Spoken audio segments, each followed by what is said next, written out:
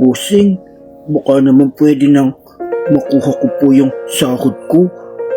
Yung isang pampupunin niyo ako, hindi sinasahuran.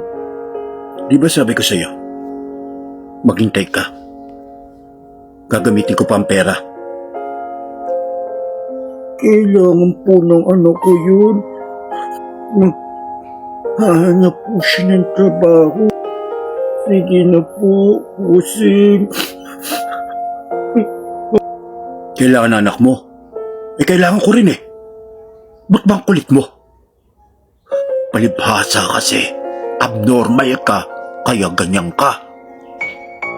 Pinahirapan ko naman po yung pagtatrabaho ko dito. Ba't daw ginaganto? Ikaw na abnormal ka. Anong karapatan mo pagsalitaan ako na ganyan, ha? Maghintay ka. Kailangan ko ng pera. Mas importante ang pagkagastusan ko doon kaysa sa bigay ko sa'yo, kaysa sa sahod mo, kaysa sa anak mo. Bigay niyo na po sahod ko. Akin na ako sahod ko. Tarantado ka. Papayaran kita kung kailan ko gusto.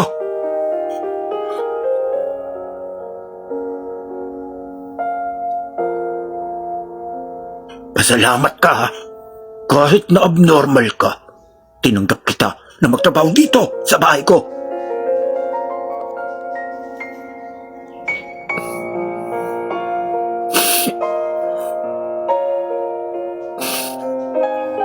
Tinanggap kita kahit bilang isang muchacho.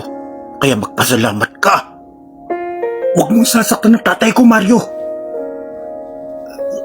Joey? Joey? Walang hiya ka. Wala kayong karapatang saktan ng tatay ko.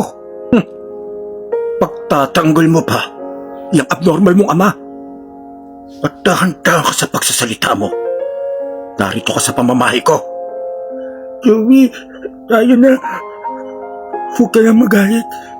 Gusto tayo, Joey. Ang mabuti pa, iuwi mo na yung abnormal mong ama. At baka kung ano lang magawa ko sa kanya.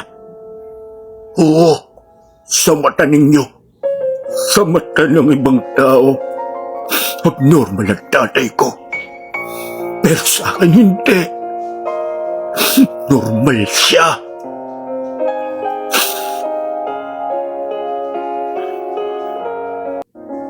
Mahalas mo. Mahalas mo sama. Abnormal ang tatay mo.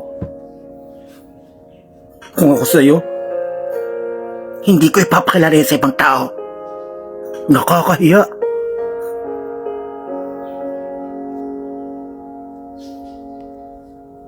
Sabihin niyo na gusto niyong sabihin.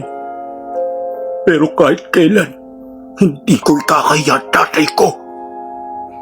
Mas normal pa siya kaysa sa ibang mga ama dyan. Mas normal pa siya kaysa sa'yo.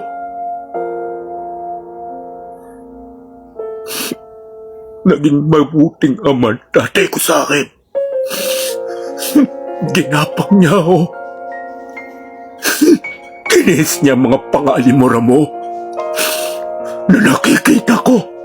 Na nasasaksi ako mula ng pagkabata ko. Tiniis niya para mabuhay ako. Pag-aralin ako. Para matupad ang mga pangarap ko. Hindi kagaya mo.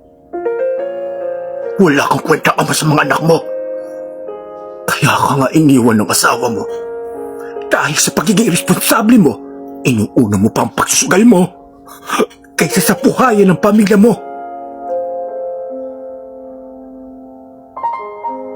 Yun, wala kang anak, wala kang asawa, dahil iniwan ka, dahil irresponsable kayo. Wala kayong kwentang asawa, wala kayong kwentang magulang.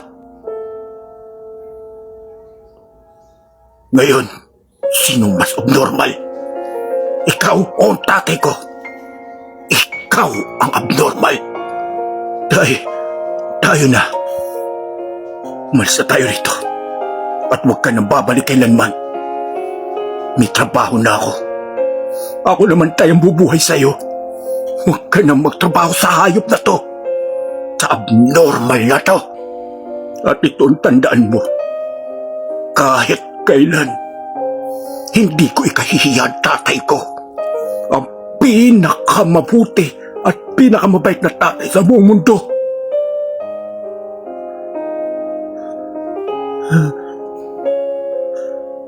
Ipagmamalaki ko siya. Ipinagmamalaki ko siya.